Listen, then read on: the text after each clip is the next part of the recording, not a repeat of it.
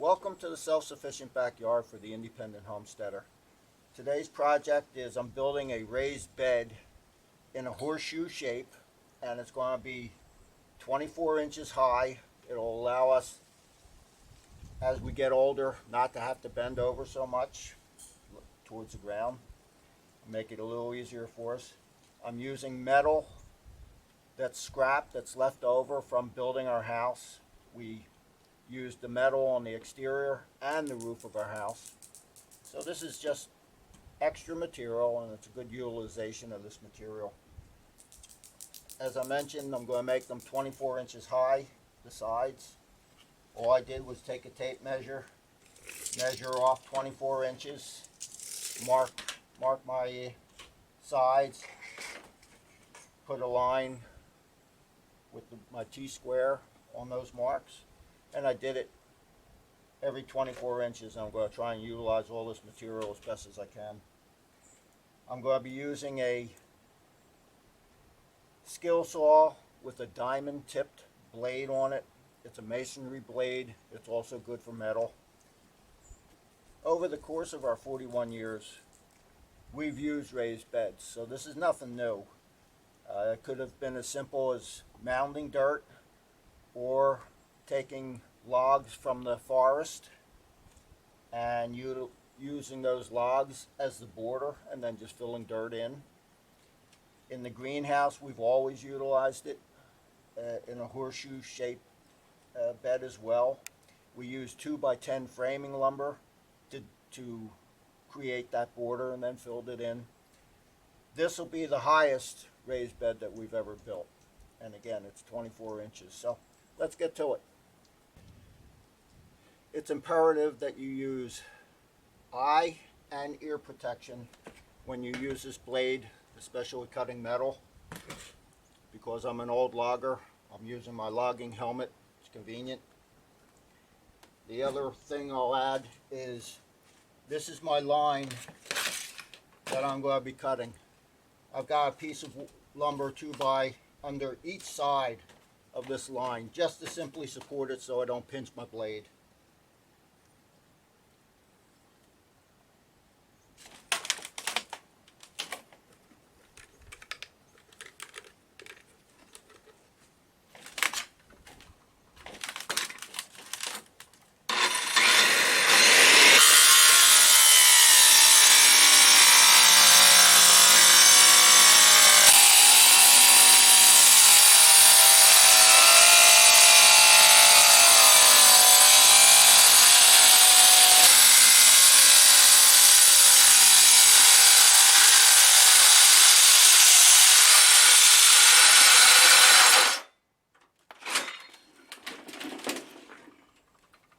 Always stop, wait for the blade to stop running.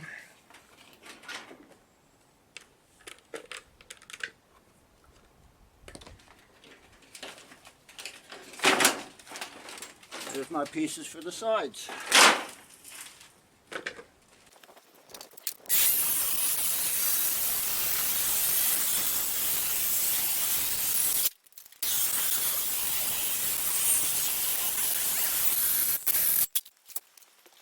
Continuing on with our raised bed project, I've got my metal cut. I've got a stack of them. I've got the edges lined up. What I want to do is make sure that at least one edge is uniform, not only as a reference point, but that will be the top of the bed. If it's irregular on the bottom, I don't care. That's going to sit in the dirt. But at least if we have a nice clean top all the way around, looks better. It's probably safer. You're not going to snag on stuff. It's not rocket science. All I want to do is fasten pieces together in a consecutive order. I've measured 2 inches off of each end and then centered the third hole between the two ends. I'm going to drill through a sheet, a stack of these sheets. If I try and drill all these sheets as one, if I'm not dead set vertical, I'm going to have a tendency to drift one way or the other. So what I want to do is I'm going to drill through a set of these sheets. These will be templates to match or mate with undrilled pieces. And that way I know that my bolt holes are going to go through uniform and be right on the money. I am using bolts and nuts, just bolts that I purchased from the hardware store. You can do that as well. Nothing special about them. So let's get to it. I want to drill these out. It's always good to use safety glasses, safety equipment whenever possible.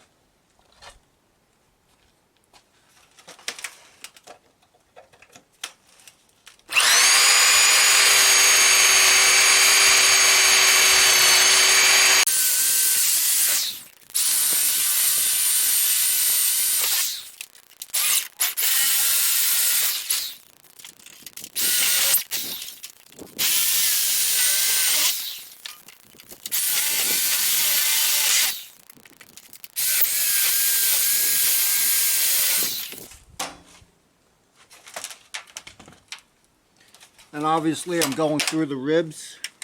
That's where our connection's going to be. So the ribs make it easy to join the pieces together, just like if you're doing a roof. And this is material that is left over from the siding of our house and the roof. It's just scrap, so we're going to repurpose it.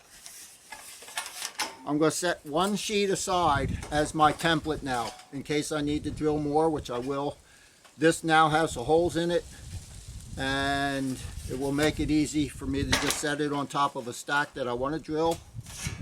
I've already got my holes lined up. Perfect template.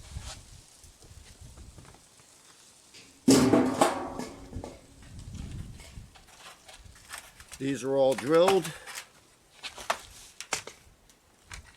What I want to do now is create a series of 3 of these pieces put together, and I'll show you as we go along.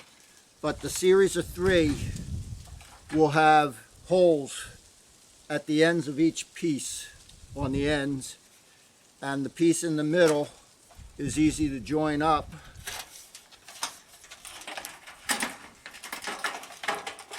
As I'll show you.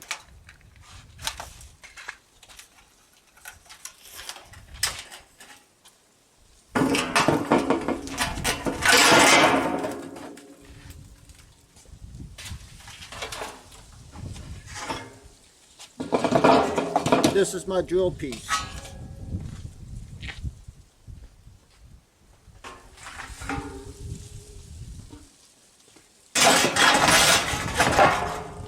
This is an undrilled piece.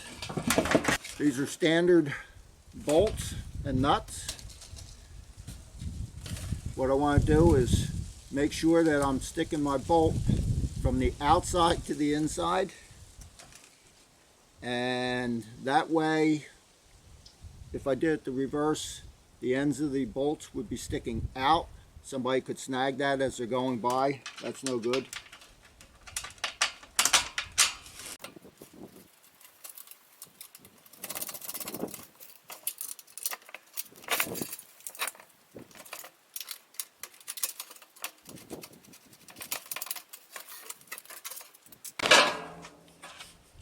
And it's best to wear gloves if you can. I'm being very careful around these edges, but if you're not careful, it's very easy to snag and cut your hands. I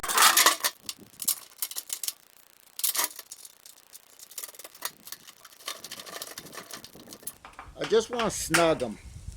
I don't want to make them so tight that they're going to stress this metal, and over time perhaps get metal fatigue and start actually breaking through this metal. That kind of defeats the purpose of keeping the dirt contained if we weaken the structure. So just snug them.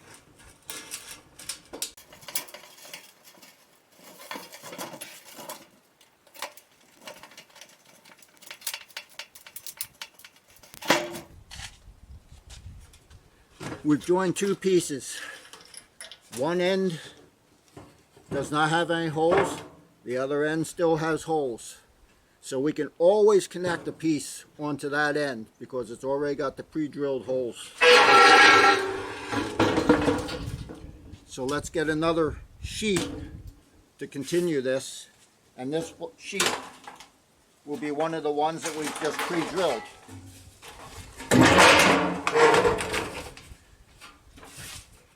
Referencing my end again to make sure it's at least one end is all uniform.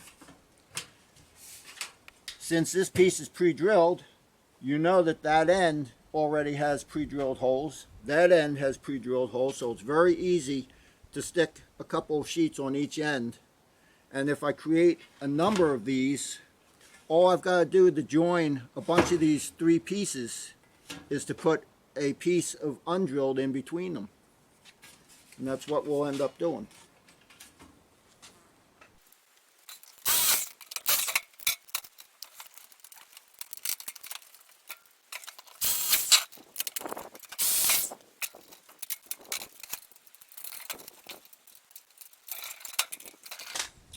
And there you have it. Three pieces joined together, screw holes on each end. Now it's very easy. If I get a bunch of these three-piece units, it's very easy to just connect them together with one undrilled piece because I've got holes on each end that will mate with those. I'm going to continue on. I'm going to make a bunch of these series of threes, and then we'll join them all and create one long piece of metal that we can kind of bend and form into our horseshoe beds.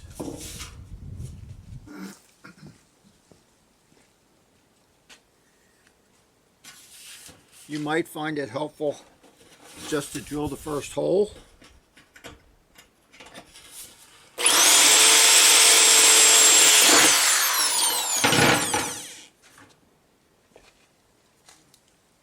Put a screw in it.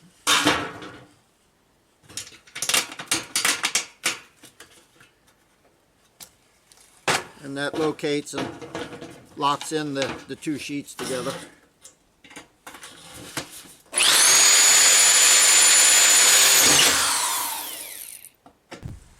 I've got my three sheets assembled and I've got them stacked over here.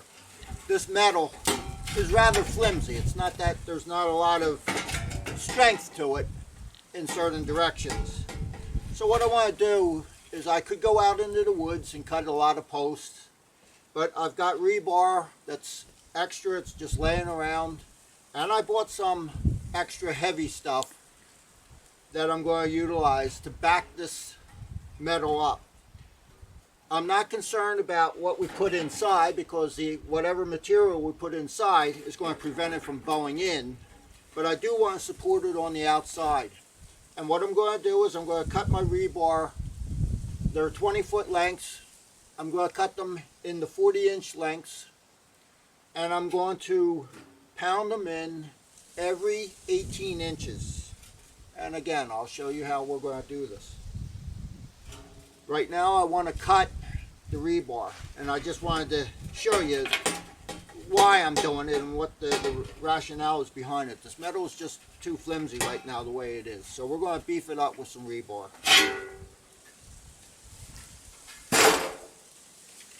Again, anytime you're using a metal blade or anytime you're using a circular saw at all, any power tools, you should have safety gear on.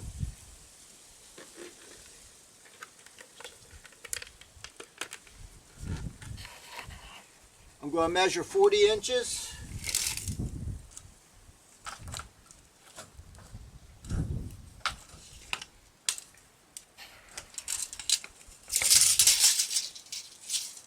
There's too much metal here to try and cut this all in one piece. What I want to do is score across the top.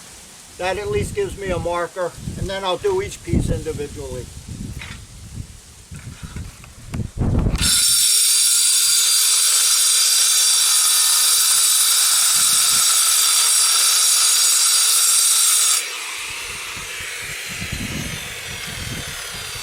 And again, that's on my 40-inch mark.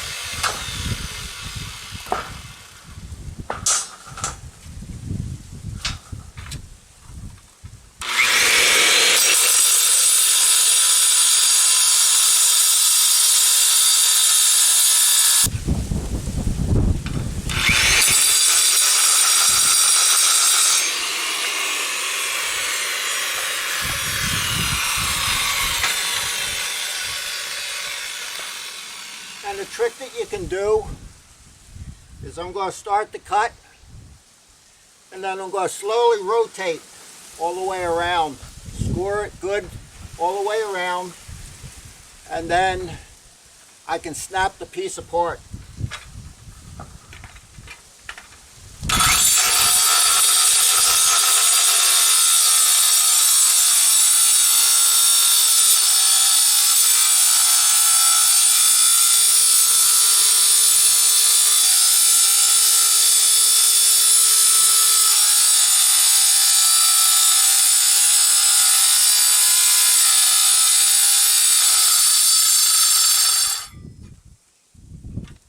And that saves from having to chop all the way through.